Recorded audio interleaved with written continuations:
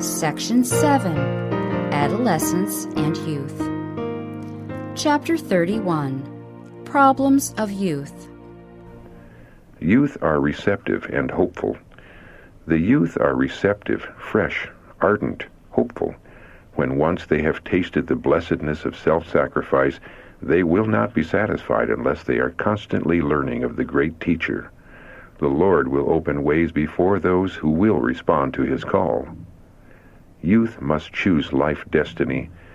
By the thoughts and feelings cherished in early years, every youth is determining his own life history. Correct, virtuous, manly habits formed in youth will become a part of the character and will usually mark the course of the individual through life. The youth may become vicious or virtuous, as they choose. They may as well be distinguished for true and noble deeds as for great crime and wickedness.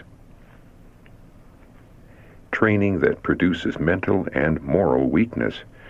The severe training of youth, without properly directing them to think and act for themselves as their own capacity and turn of mind will allow, that by this means they may have growth of thought, feelings of self-respect, and confidence in their own ability to perform, will ever produce a class who are weak in mental and moral power. And when they stand in the world to act for themselves, they will reveal the fact that they were trained like the animals and not educated. Their wills, instead of being guided, were forced into subjection by the harsh discipline of parents and teachers. The mind to be educated to rule the life. Children have an intelligent will, which should be directed to control all their powers. Dumb animals need to be trained, for they have not reason and intellect. But the human mind must be taught self-control. It must be educated to rule the human being, while animals are controlled by a master and are trained to be submissive to him. The master is mind, judgment, and will for his beast. A child may be so trained as to have, like the beast, no will of his own. Even his individuality may be merged in the one who superintends his training. His will, to all intents and purposes, is subject to the will of the teacher.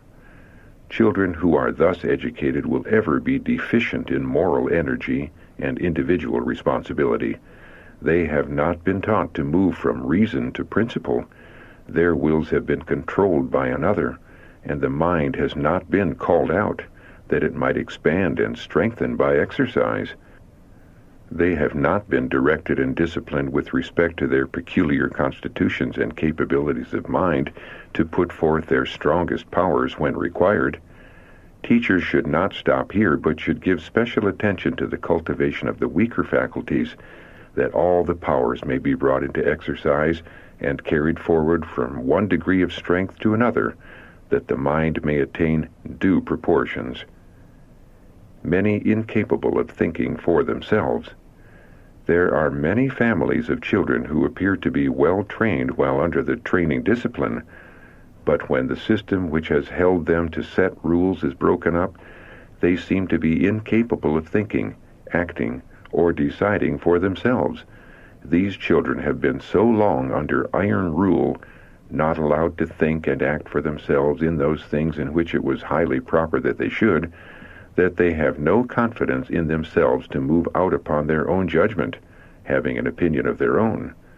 And when they go out from their parents to act for themselves, they are easily led by others' judgment in the wrong direction.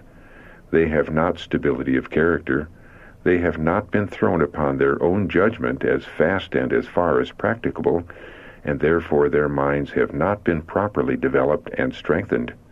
They have so long been absolutely controlled by their parents that they rely wholly upon them.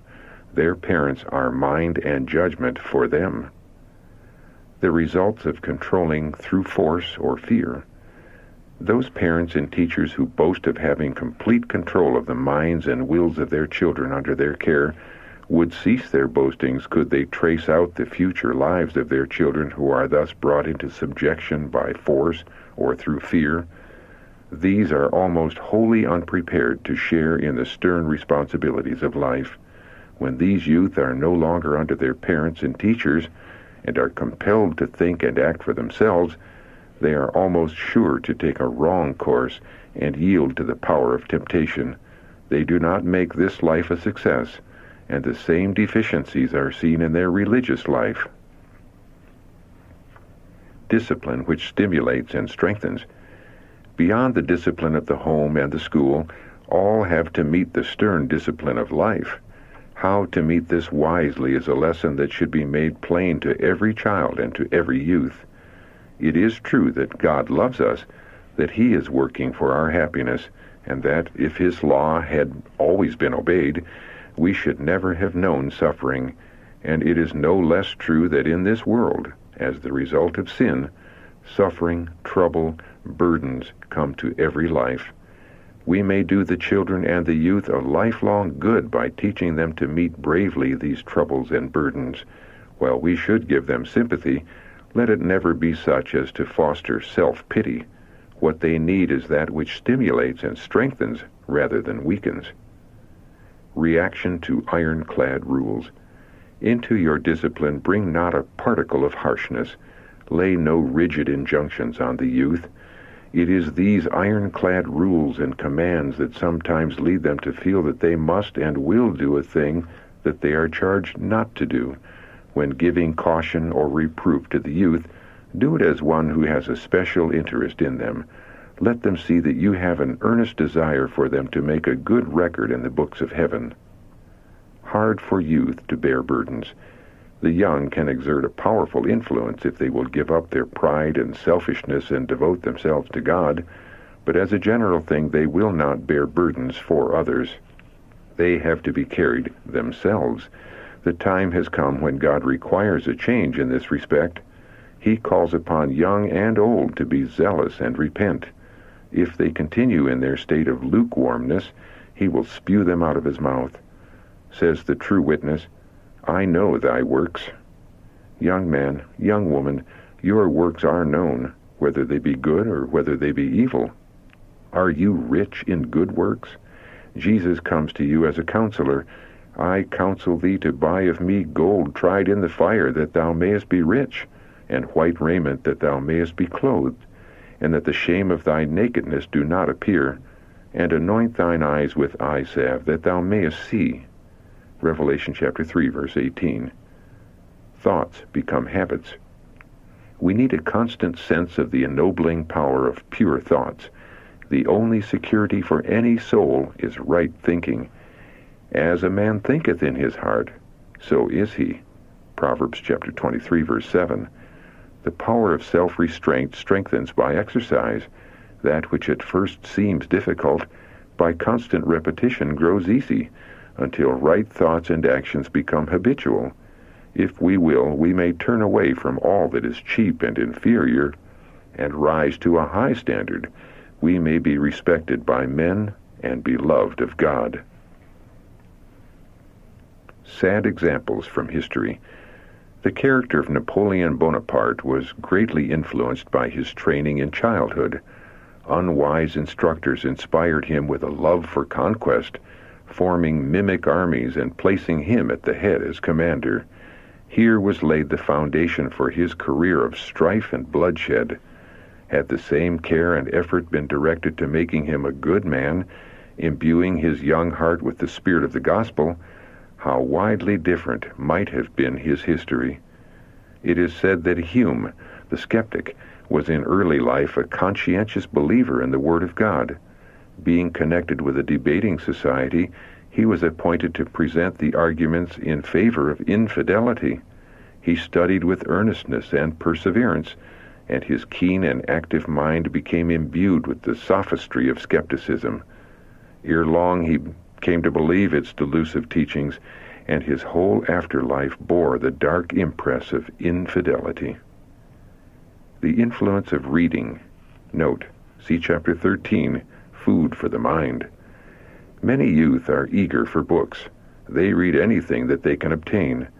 I appeal to the parents of such children to control their desire for reading. Do not permit upon your table the magazines and newspapers in which are found love stories.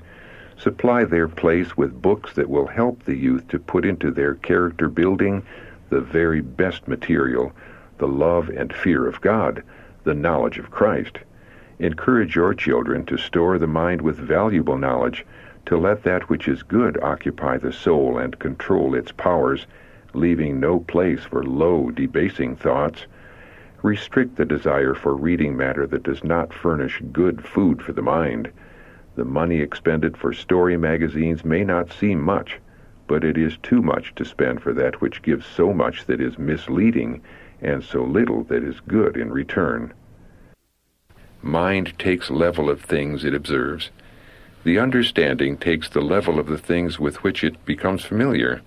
If all would make the Bible, note, see Chapter 11, Bible Study and the Mind, their study, we should see a people further developed, capable of thinking more deeply, and showing a greater degree of intelligence than the most earnest efforts in studying merely the sciences and histories of the world could make them. The Bible gives the true seeker an advanced mental discipline, and he comes from contemplation of divine things with his faculties enriched. Self is humbled, while God and his revealed truth are exalted. Value of personal religious experience. God should be the highest object of our thoughts. Meditating upon him and pleading with him elevate the soul and quicken the affections. A neglect of meditation and prayer will surely result in a declension in religious interests. Then will be seen carelessness and slothfulness. Religion is not merely an emotion, a feeling. It is a principle which is interwoven with all the daily duties and transactions of life. Nothing will be entertained, no business engaged in, which will prevent the accompaniment of this principle. To retain pure and undefiled religion, it is necessary to be workers, persevering in effort. We must do something ourselves. No one else can do our work. None but ourselves can work out our salvation with fear and trembling. This is the very work which the Lord has left for us to do. Youth need discipline of labor. And now, as in the days of Israel, every youth should be instructed in the duties of practical life. Each should acquire a knowledge of some branch of manual labor by which, if need be, he may obtain a livelihood. This is essential, not only as a safeguard against the vicissitudes of life, but from its bearing upon physical, mental, and moral development. Even if it were certain that one would never need to resort to manual labor for his support, still he should be taught to work. Without physical exercise, no one can have a sound constitution and vigorous health, and the discipline of well-regulated labor is no less essential to the securing of a strong and active mind and a noble character. Idleness is a sin. The idea that ignorance of useful employment is an essential characteristic of the true gentleman or lady is contrary to the design of God in the creation of man. Idleness is a sin, and ignorance of common duties is the result of folly, which after life will give ample occasion to bitterly regret. Training in domestic duties not to be neglected. In childhood and youth, practical and literary training should be combined. Children should be taught to have a part in domestic duties. They should be instructed how to help father and mother in the little things that they can do. Their minds should be trained to think, their memories taxed to remember their appointed work, and in the training to habits of usefulness in the home, they are being educated in doing practical duties appropriate to their age. If children have proper home training, they will not be found upon the streets receiving the haphazard education that so many receive. Parents who love their children in a sensible way will not permit them to grow up with lazy habits and ignorant of how to do home duties. What every woman should know. Many ladies, accounted well educated, having graduated with honors at some institution of learning, are shamefully ignorant of the practical duties of life. They are destitute of the qualifications necessary for the proper regulation of the family, and hence essential to its happiness. They may talk of woman's elevated sphere and of her rights, yet they themselves fall far below the true sphere of woman. It is the right of every daughter of Eve to have a thorough knowledge of household duties, to receive training in every department of domestic labor. Every young lady should be so educated that if called to fill the position of wife and mother, she may preside as a queen in her own domain. She should be fully competent to guide and instruct her children. It is her right to understand the mechanism of the human body and the principles of hygiene, the matters of diet and dress, labor and recreation, and countless others that intimately concern the well-being of her household. It is her right to obtain such a knowledge of the best methods of treating disease that she can care for her children in sickness, instead of leaving her precious treasures in the hands of stranger nurses and physicians. When women failed to train mind, women professing godliness generally fail to train the mind. They leave it uncontrolled, to go where it will. This is a great mistake. Many seem to have no mental power. They have not educated the mind to think, and because they have not done this, they suppose they cannot. Meditation and prayer are necessary to a growth in grace. Why there is no more stability among women is because of so little mental culture, so little reflection. Leaving the mind in a state of inaction, they lean upon others to do the brain work, to plan and think and remember for them, and thus grow more and more inefficient. Some need to discipline the mind by exercise. They should force it to think. While they depend upon someone to think for them, to solve their difficulties, and they refuse to tax the mind with thought, the inability to remember, to look ahead and discriminate, will continue. Efforts must be made by every individual to educate the mind. Women's dress, an index of the mind. Dress is an index of the mind and heart. That which is hung upon the outside is the sign of what is within. It does not require intellect or a cultivated mind to overdress. The very fact that women can hang upon their persons such an amount of needless articles of clothing shows that they cannot have time to cultivate their intellects and store their minds with useful knowledge. Need for purity in thought and action. I urge upon you the necessity of purity in every thought, in every word, in every action. We have an individual accountability to God, an individual work which no one can do for us. It is to make the world better by precept, personal effort, and example. While we should cultivate sociability, let it not be merely for amusement, but for a purpose. There are souls to save. Masturbation debases the mind. Note, see Child Guidance, pages 439 to 468. Some children begin to practice self-pollution in their infancy, and as they increase in years, the lustful passions grow with their growth and strengthen with their strength. Their minds are not at rest. Girls desire the society of boys, and boys that of the girls. Their deportment is not reserved and modest. They are bold and forward, and take indecent liberties. The habit of self-abuse has debased their minds and tainted their souls. Vile thoughts, and the reading of novels, love stories, and vile books excite their imagination, and just such suit their depraved minds. They do not love work, and when engaged in labor they complain of fatigue. Their backs ache, their heads ache. Is there not sufficient cause? Are they fatigued because of their labor? No, no. Yet the parents indulge these children in their complaints and release them from labor and responsibility. This is the very worst thing that they can do for them. They are thus removing almost the only barrier that prevents Satan from having free access to their weakened minds. Useful labor would in some measure be a safeguard from his decided control of them. The youth will use energies. Youthful talent, well organized and well trained, is needed in our churches. The youth will do something with their overflowing energies. Unless these energies are directed into right channels, they will be used by the youth in a way that will hurt their own spirituality and prove an injury to those with whom they associate. Youth need activity.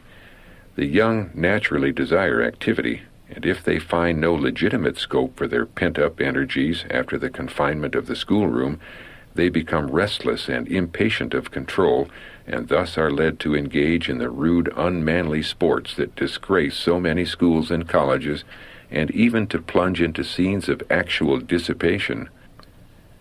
Many of the youth who left their homes innocent are corrupted by their associations at school.